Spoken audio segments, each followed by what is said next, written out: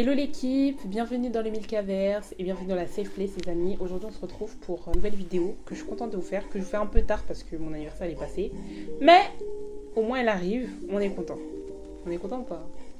On est content. Donc aujourd'hui on se retrouve pour 5 choses que j'ai apprises à 21 ans. Franchement c'est une vidéo que j'aime bien parce que j'avais déjà fait l'édition 1 l'année dernière quand je venais d'avoir 21 ans et du coup c'était par rapport à ce que j'avais appris sur mes 20 ans. Mais là, vous n'êtes pas sans savoir que j'ai eu 22. Yo 22.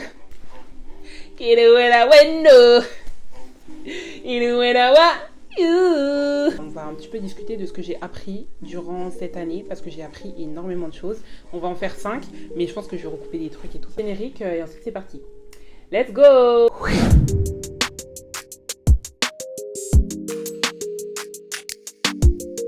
Dans tous mes trucs, je parle de l'importance de l'entourage. Mais cette année encore, j'ai vraiment vu que déjà, je suis très reconnaissante pour l'entourage que j'ai. Très reconnaissante pour l'ensemble des personnes qui constituent mon entourage. Moi, je suis quelqu'un, j'ai un cercle très restreint. D'ailleurs, je vous encourage à avoir un cercle restreint en vrai, parce que beaucoup, faut faire attention. Mais peu, c'est pas mal aussi. Ce que je kiffe avec mon cercle, c'est que ce sont toutes et tous des personnes bienveillantes. Et de qui je réussis à tirer à chaque fois des choses qui sont bonnes. Et non seulement j'apprends sur moi, mais j'apprends aussi à comment me comporter avec les autres. J'ai vraiment appris tout au long de cette année l'importance, encore une fois, d'avoir un bon entourage. Trop important les gars, quand on parle d'entourage, tant l'entourage en crise que l'entourage juste tes amis, etc. Mais c'est trop important. Quand on parle d'importance, c'est extrêmement important. On le disait déjà dans l'année dernière, mais si ton entourage est mauvais, forcément, tu vas pas être une personne très équilibrée. Et je pense que l'entourage vient apporter un équilibre à ta personne, à ce que tu es, à ce que tu fais et à ce que tu deviens. Et ça, c'est trop important. Et j'ai aussi vu que mon entourage était très circulaire. Ça veut dire que ça reste pas le même. Réussir à embrasser les saisons. Chaque saison et événement arrive pour un but. La vie, il y a des hauts, il y a des bas. Ce que j'ai compris, c'est qu'il fallait embrasser chacune de ces saisons-là pour réussir à tirer à chaque fois le positif et surtout tirer les leçons que tu dois apprendre de ces saisons-là, de ces événements-là et de ces réalités-là. Toute l'année de mes 21 ans, il y a eu des périodes où j'ai été très heureuse, d'autres où j'ai été un peu plus triste, d'autres où j'ai fait face à des réalités qui étaient compliquées, complexes, mais d'autres moments où j'ai fait face à des choses qui étaient totalement simplifiées pour moi et où j'avais même pas à lever le petit doigt, tu vois. Et je suis hyper reconnaissante pour tout ce que j'ai vécu durant cette année, avec beaucoup de recul, hein, parce que c'est sûr que sur le moment, t'es pas en mode je suis reconnaissante parce que j'ai eu des bas, je suis reconnaissante parce qu'il y a eu des moments où j'étais pas très bien, mais aujourd'hui je suis en capacité de dire que ok, quand t'es dans la situation, c'est compliqué et c'est difficile et parfois ça fait mal aussi, mais je suis reconnaissante d'avoir vécu ces choses parce que je sais qu'elles font de moi la personne que je suis aujourd'hui, mais surtout elles me permettent d'apprendre et d'évoluer, parce que c'est ça l'objectif aussi, c'est d'être en constante évolution. Et comme le dirait ce magnifique chant, aller de gloire en gloire, tout fonctionne par saisonnalité, tout fonctionne par période. La vie ne peut pas être H24 joyeuse. Ça veut dire qu'il y a un temps pour tout. Il y a un temps pour tout. Et ça, c'est une chose que la Bible nous répète, mais il y a un temps pour tout. Ça veut dire qu'il y a un temps pour pleurer, il y a un temps pour se réjouir, il y a un temps pour se lamenter, il y a un temps pour prier. Bref, il y a vraiment un temps pour tout. Il y a des saisons pour tout. Et nous devons vivre chaque saison et les embrasser pleinement pour après réussir à tirer le meilleur de ces choses-là. Guys, c'est good ou pas? Et poursuivre avec, c'est toi qui décides. C'est toi qui décides de ce qui se passe dans ta vie. Oui, Dieu est le maître des circonstances, mais je m'explique. En fait, Dieu, il peut avoir des plans pour toi. Et ça, c'est vraiment un truc que j'ai compris cette année. Dieu, il peut avoir des plans pour toi. Dieu, il peut avoir des désirs pour toi. Mais à la fin de la journée, c'est toi qui vas décider si oui ou non je prends part à ce plan-là. Ou si je décide de prendre part à mon plan à moi, qui, attention, n'est peut-être pas forcément le bon. Donc faut faire très attention avec ça. Et j'avais kiffé, j'étais tombée sur un post qui disait parfois c'est pas une attaque, c'est pas Dieu qui est en train de te tester, c'est juste les conséquences de tes actions. Et quand j'ai compris ça et quand j'avais vu ce post, je me rappelle, je m'étais dit c'est vrai en fait. Parce que nos actions ont des conséquences. Ce qu'on sème, on le récolte. Donc faisons toujours attention à ça et toujours avoir en tête que c'est nous qui décidons. C'est à moi de décider si, ok, je subis, donc je reste dans la tristesse, c'est moi qui décide de ça. Ou je subis, je m'autorise à être triste pendant X temps et ensuite je prends la décision d'aller mieux. Ça, c'est moi qui décide. La notion de décision est hyper importante et hyper essentielle à comprendre parce qu'une fois que tu comprends ça, tu comprends que tu peux pas te permettre de faire n'importe quel choix. Tu peux pas te permettre de faire n'importe quel choix pour ta vie. Genre, prends conscience que c'est ta vie, c'est de ta vie dont on parle. Ayons chacun et chacune conscience que c'est nous qui décidons. C'est nous qui décidons est-ce que j'entre dans mon appel ou pas. Est-ce que j'entre dans ma mission de vie ou pas. Est-ce que j'entre dans ce qui m'est réservé ou pas. C'est moi qui décide. Ok? Dans ce c'est moi qui décide, il y a aussi la notion de les amis, l'importance du pardon. Je sais, on passe de tout au tout, mais j'arrive. L'importance du pardon, et c'est un truc que cette année j'ai vécu, j'ai compris, j'ai mis en place. Ça a été compliqué. On peut pas garder les gens dans son cœur, les gars. On peut pas garder des rancunes dans son cœur. C'est un truc, ça te ronge de l'intérieur. Quand on dit que le pardon est une puissance qui libère, là de quelques mots et d'un groupe de mots, c'est réel. Ça veut dire que il y a des fois on garde des gens dans son cœur, mais sauf qu'en fait c'est juste des fardeaux qu'on garde, tu vois. Et il faut être à même de demander pardon, mais aussi de pardonner. Et de réussir à pardonner même les personnes qui viendront jamais s'excuser. Parce qu'il y a des gens qui viendront jamais s'excuser pour ce qu'ils ont fait, parfois ils ne savent même pas qu'ils ont fait, ils ont fait quelque chose de mal. Parfois ils ne savent même pas qu'ils vous ont blessé. Parfois ils ne savent même pas qu'ils vous ont offensé ou autre. Et il est important et essentiel de réussir à pardonner. C'est un truc qui est trop important. On peut pas se dire, ouais vas-y, continuons la vie comme elle est et ne pas pardonner. Mauvais parce que tu évolues avec cette chose-là en toi. Dernièrement, j'étais en train de lire le livre de 1 Jean, que je vous invite à lire.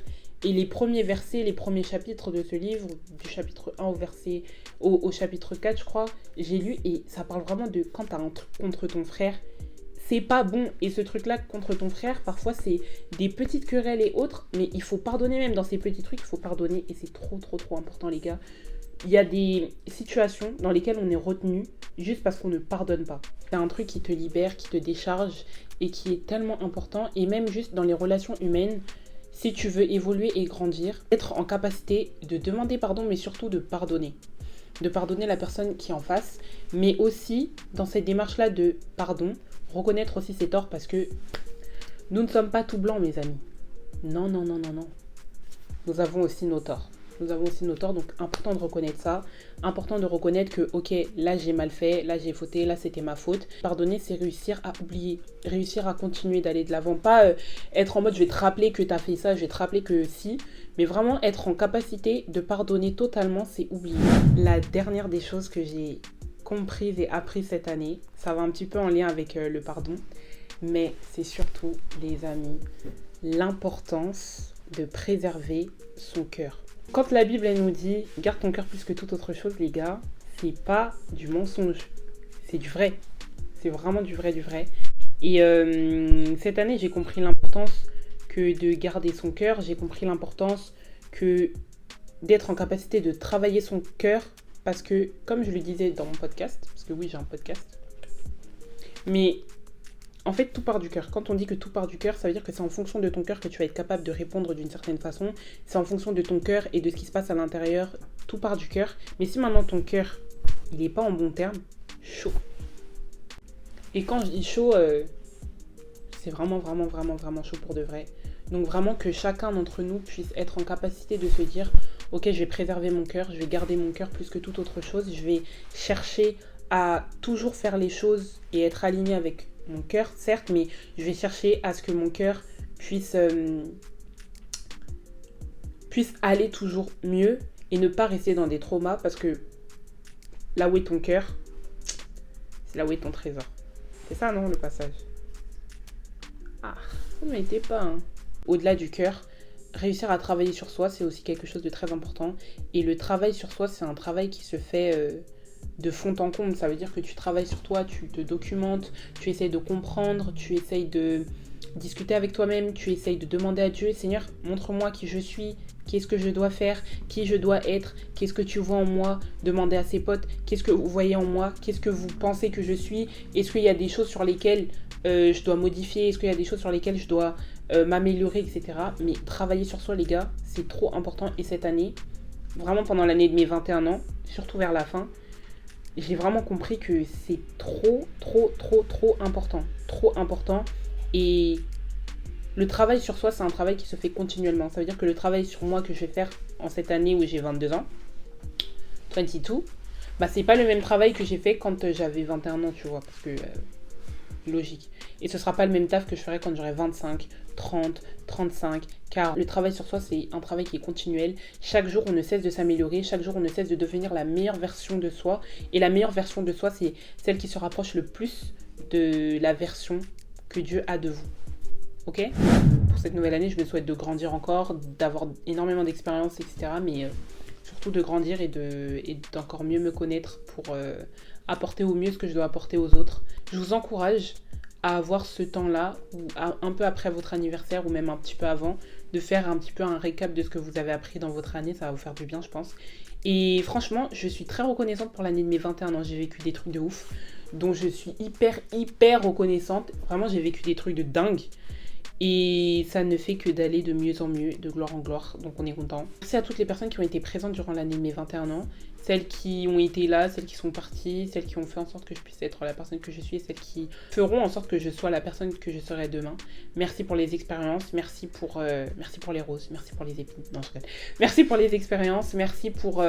Franchement, je suis reconnaissante, je suis vraiment reconnaissante pour cette année. Enfin, j'ai kiffé.